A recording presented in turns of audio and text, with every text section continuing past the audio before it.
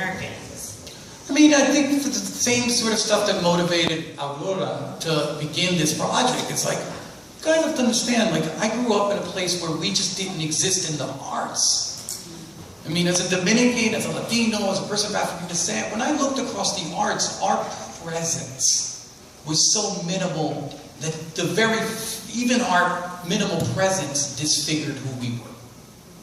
You know, I always think if you subtract from the images and the representations of people of color, if you subtract from those representations malign representations, what's left?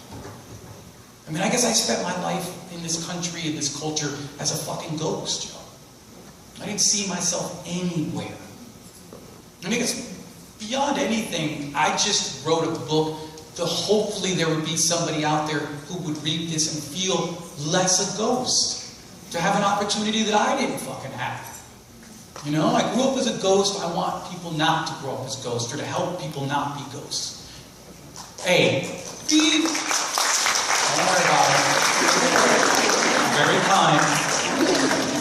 But B, like, I grew up in an intergenerational family. Who didn't?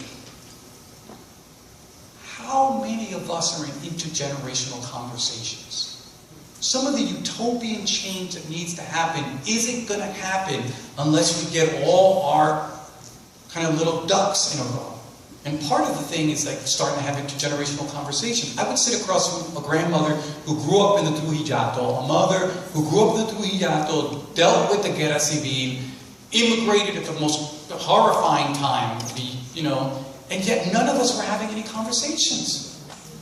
What stood between us, what I call family bond, anyone else would describe as a density of silence.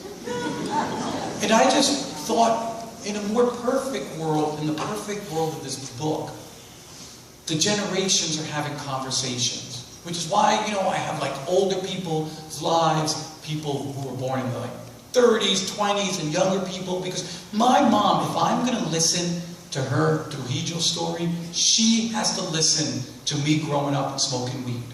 And both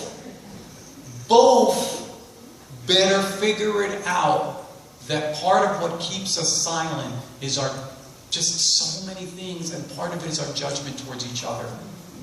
You know? And I guess beyond that, I just think art is so profoundly important. I mean, I just think that without art, look, I don't know about you guys, but I am like, this is a world, I guess maybe I'm fucking too sensitive, but like this is a world that just being in it corrodes you. This is a world that demands so many picayune inhumanities every day, to ignore people, to just be disrespectful to yourself, to compete, to lust for like money, all that kind of craziness. This is such a dehumanizing society. I only get healed when I'm around my friends, when I'm around good family, and when I encounter the human in art. Art for me is like reassembles me.